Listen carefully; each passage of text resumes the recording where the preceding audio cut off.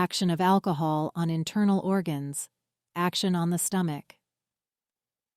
The action of alcohol on the stomach is extremely dangerous that it becomes unable to produce the natural digestive fluid in sufficient quantity, and also fails to absorb the food which it may imperfectly digest.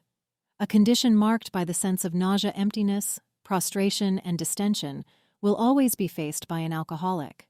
This results in a loathing for food and is teased with a craving for more drink.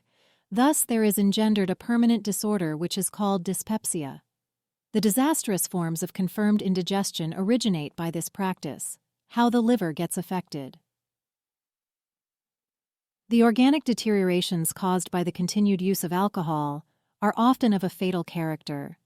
The organ which most frequently undergoes structural changes from alcohol is the liver.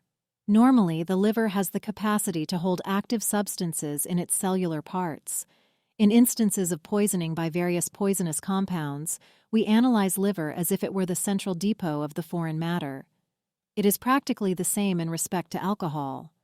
The liver of an alcoholic is never free from the influence of alcohol, and it is too often saturated with it. The minute membranous or capsular structure of the liver gets affected, preventing proper dialysis and free secretion. The liver becomes large due to the dilatation of its vessels, the surcharge of fluid matter, and the thickening of tissue. This follows contraction of membrane and shrinking of the whole organ in its cellular parts. Then the lower parts of the alcoholic becomes dropsical owing to the obstruction offered to the returning blood by the veins. The structure of the liver may be charged with fatty cells and undergo what is technically designated fatty liver. How the kidneys deteriorate. The kidneys also suffer due to the excessive consumption of alcohol. The vessels of kidneys lose elasticity and power of contraction. The minute structures in them go through fatty modification. Albumin from the blood easily passes through their membranes.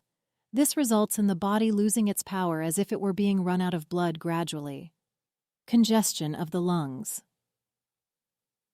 Alcohol relaxes the vessels of the lungs easily as they are most exposed to the fluctuations of heat and cold. When subjected to the effects of a rapid variation in atmospheric temperature, they get readily congested. During severe winter seasons, the suddenly fatal congestions of lungs easily affects an alcoholic. Alcohol weakens the heart. Consumption of alcohol greatly affects the heart. The quality of the membranous structures which cover and line the heart changes and are thickened, become cartilaginous or calcareous.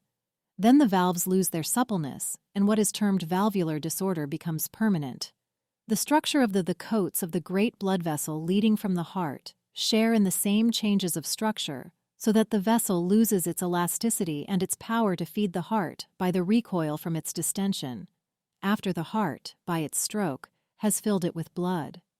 Again, the muscular structure of the heart fails owing to degenerative changes in its tissue. The elements of the muscular fiber are replaced by fatty cells, or, if not so replaced, are themselves transferred into a modified muscular texture, in which the power of contraction is greatly reduced.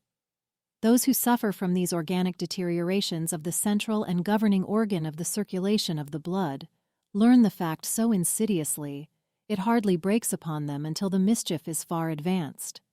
They are conscious of a central failure of power from slight causes such as overexertion, trouble, broken rest, or too long abstinence from food.